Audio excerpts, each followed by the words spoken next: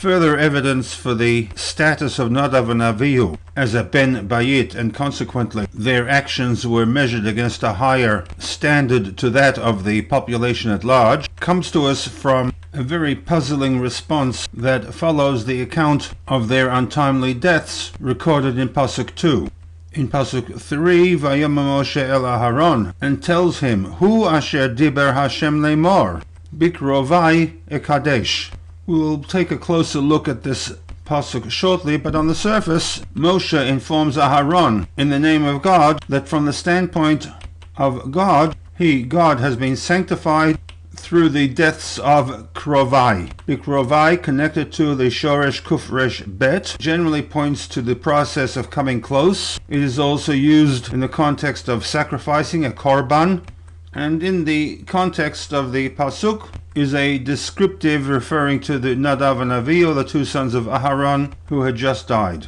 Rashi offers an interesting translation to the words Bikrovai, and that is Bebechirai, my chosen ones. Reflected in the Gutnik translation, I shall be sanctified through whom I have chosen.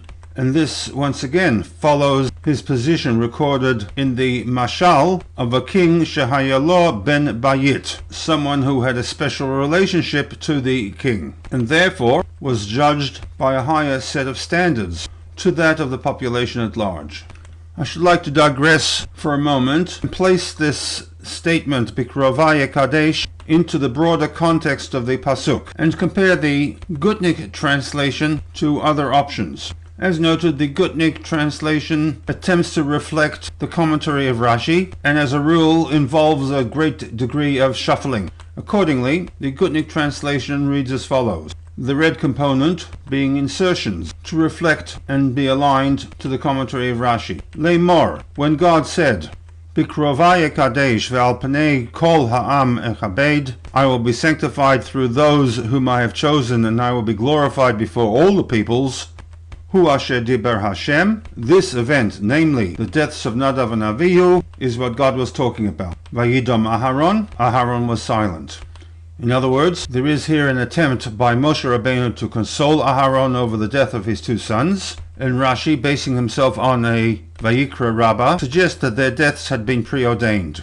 And therefore, Vayidom Aharon, Aharon accepted that their deaths were part of a sequence of events, which happened to have played themselves out by their offering what the Chumash terms as an Eish Zarah. The Hu Asher Diber Hashem refers to an event that had taken place in the past. The specifics of that event are not mentioned by Rashi in his commentary, but are recorded in Gemara Masechet Chulin. Hirsch, on the other hand, reads the phrase Hu Asher Diber Hashem in the present tense. Nadav and Avihu had just died. An explanation is required. Moshe comes to Aaron with what seems to be a communication that he has just received from God, that this is what God has spoken.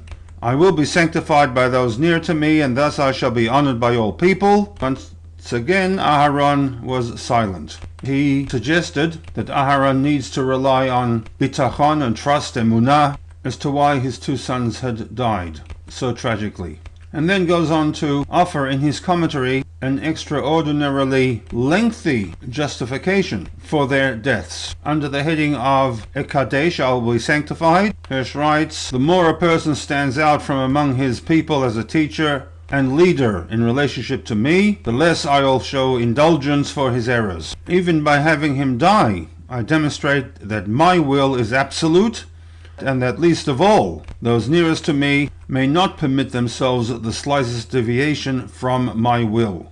Had his sons not been close to God, then allowances might have been made for their aberration, and the Gzeirah that overtook them might not have come to them, as a warning for the entire nation. He goes on to write, in sharpest divergence from the modern times, that's the 1800s, which regards intellectual attainments as a license for moral laxity, and tends to make allowances for violators of God's moral law if they happen to be men of intellect, Judaism postulates that the higher the intellect, the greater must be the moral demands placed upon it. Kaplan, on the other hand, remains faithful to the actual text. Hu asher diber Hashem lemor remains in the past tense, and offers a translation that parallels somewhat the Gutnik translation.